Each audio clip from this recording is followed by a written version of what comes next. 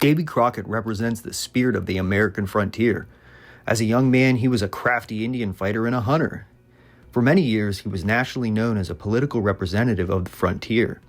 He served 2 terms in the Tennessee legislature and 3 terms as a representative in Congress. When he was 49 years old, he died a hero's death at the Alamo, helping Texas win independence from Mexico.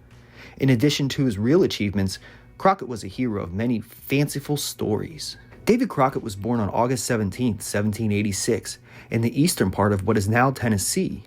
When the boy was about 7, a spring flood washed away his father's gristmill. At 15, Davy was nearly 6 feet tall and very strong. For a year, he worked for various men to whom his father owed money. After Davy worked off these debts, he continued with his last employer, a Quaker.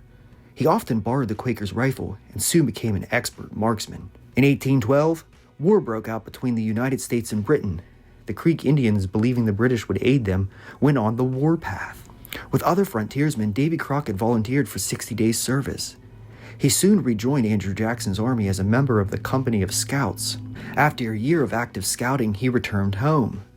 But when he had heard that the Americans would attack the British at Pensacola, he rejoined the army. While Crockett was attending the sessions of legislature in 1822, a spring flood again washed away his gristmill, powder mill, and a distillery at Shell Creek. He paid as much as he could off the money he owed for them and moved westward again. This time he settled in northwestern Tennessee on the Obion River. During the first hunting season, Davy shot 105 bears. In 1823, he ran again for legislature from this new district he was elected. In 1827, he won a seat in Congress and was re-elected in 1828. In Washington, Crockett's broad, frontier humor proved popular. Usually, he wore fringed buckskin clothing, moccasins, and a coonskin cap. His rough backwoods stories and his motto, "Be sure you're right, then go ahead," became nationally known. Defeated in 1830, Crockett was re-elected in 1832. His fight against Jackson's policies made him a favorite of the Whig Party. The Whigs saw him a chance to create an opponent to Jackson with the same homespun appeal as Jackson. Crockett did not realize he was being used, and he began to fancy himself a great political thinker and statesman.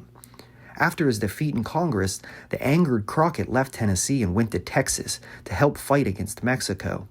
He arrived at the Alamo fortress in San Antonio sometime before the Mexican dictator Santa Anna besieged it on February 28, 1836. Crockett and his companions withstood the overwhelming Mexican forces until their ammunition ran out. When the battle was over on March 6th, Crockett lay dead with the other defenders of the Alamo.